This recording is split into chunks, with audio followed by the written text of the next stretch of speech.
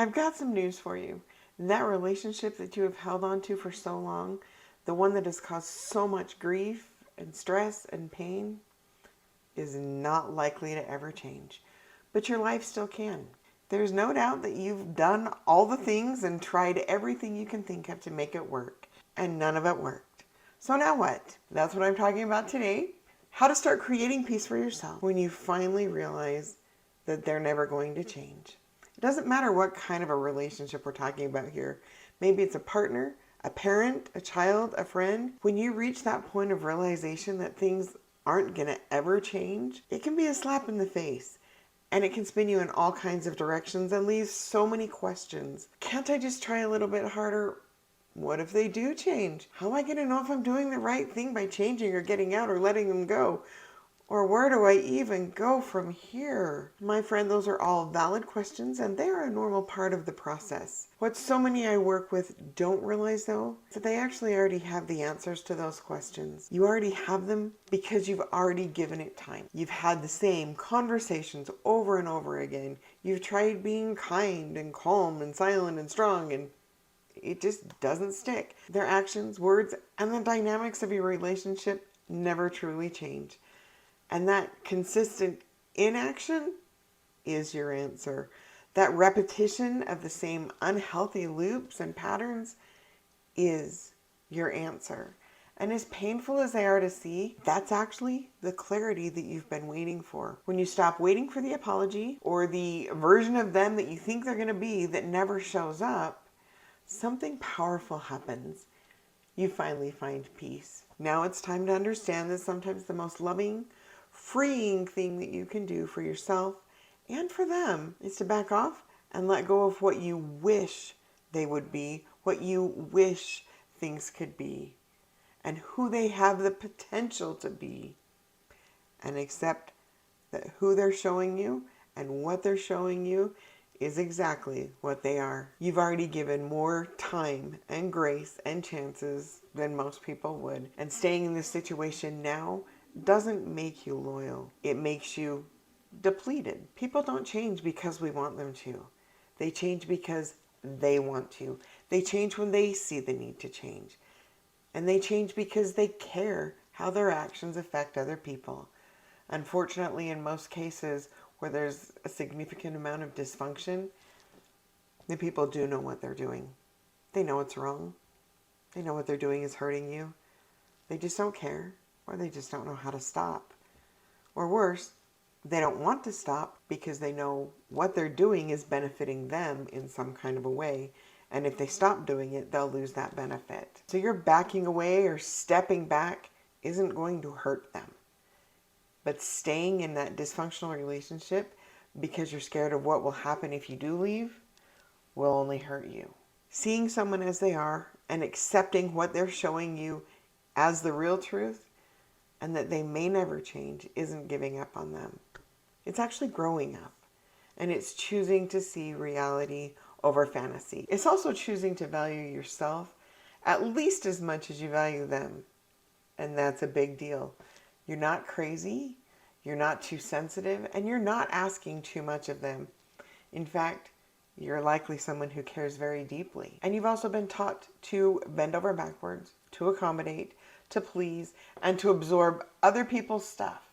You don't have to do that anymore. I know that might feel foreign and awkward or maybe even selfish or mean, but it's none of those things. That doesn't always stop the guilt from kicking in though. It's important to realize that that guilt is normal, especially when you've been conditioned to prioritize or to tolerate other people before yourself. And notice that word, conditioned. It's an important one. Behavior patterns like this often show up in codependent situations or where there's a lot of emotional manipulation going on. It's usually because, again, one person benefits from the other believing that they are inferior or bad or selfish or mean, and that person who's doing the controlling maintains that benefit if they maintain the belief or help the other person maintain the belief that they are bad, that they are the problem. And I promise you, these kind of relationships can and never will be healthy. Again, it doesn't matter if it's with a partner, a friend, a parent, a child, an adult child, if there's an imbalance in that, it's not going to work.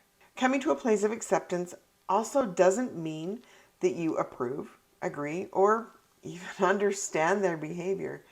It simply means you're no longer investing time, effort, and energy or emotion into trying to control or change something that isn't about you and isn't yours to carry. Acceptance is a doorway to peace.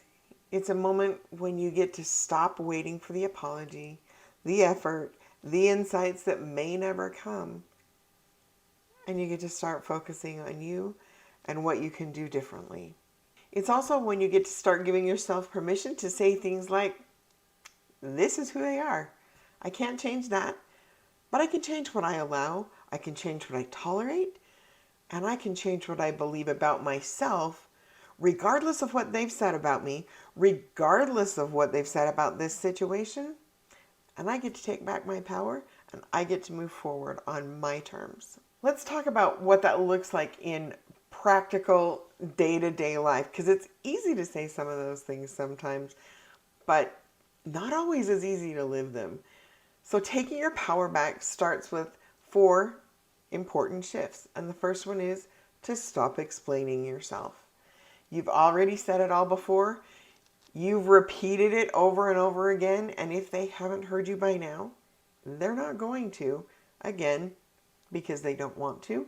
And it doesn't serve them to do so. I want you to remember that your worth is not tied to their ability to understand you. But they will likely use it against you if you keep going with it. Which brings us to the next thing, and that is you got to start setting boundaries. I promise. They are friends. They are not foes. And boundaries don't punish them. In fact, they're not even about them. They're about you, and they're about protecting you and what's important to you. And that might indeed mean limiting contact, changing the way you respond to them, changing the way you interact with them, cutting off financial resources, or maybe even stepping away entirely. Boundaries are how you communicate. I respect myself too much to keep engaging with what hurts me. And their response to those boundaries is how they communicate to you who they really are and actually how they feel about you. Unfortunately, in most situations, you can expect that there will be a lot of pushback, whining, temper tantrums, or pleading with you, telling you that you're destroying them or hurting them forever. It's all part of the ruse. Set and enforce those boundaries anyway, and consider it evidence that changing things up and changing their access to you really probably is the right thing to do. The third thing you can do is to redirect your energy. All of that effort and emotion and blood, sweat, and tears you've put into them, trying to save them, trying to save the relationship, trying to make it work, only to realize it's been a sinking ship all along. Take all that stuff and put it back on you. Pour that into your own healing, your own growth, your own dreams, your own friendships, your own life, and do what is best for you. And of course, you have permission to rewrite your story. We can't rewrite the past. Don't fall into any of those traps. We can't change the details of what happened because attempting to do so honestly is no different than what they've been doing to you, and it doesn't work. All you can do is learn from the past, but you can change your present and you can change your future, and you can shift the narratives that surround your experiences. Because this isn't the end of your story. Even if things do create distance, even if you do have to step away, maybe even if someone has stepped away from you, it's not the end. It's the closing of one chapter and the beginning of a new one. And it doesn't make you cold. It doesn't make you bitter. It doesn't make you angry. It doesn't make you weak. It doesn't make you anything else. It means that you're finally starting to learn to love, honor, and respect yourself along with that other person. And that, my friend, is where you find your power. Healing doesn't mean you stop caring. It means you care differently.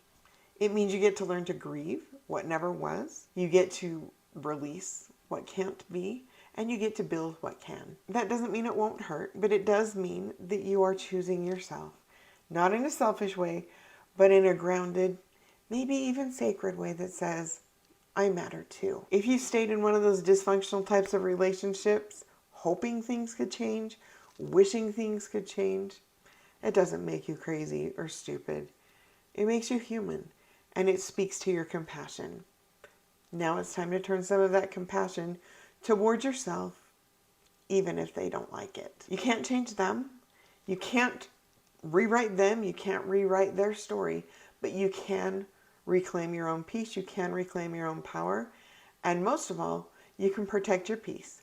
Watch this video right over here to learn more about how to do that. And if this resonates with you, I would really love to chat. There's a link down below where you can book a free 15-minute call with me and we can talk about whatever you want. Questions, answers, shoot the breeze, talk about this. It's all good. Let's do it. That's all I've got for now. I'll see you next time. Bye.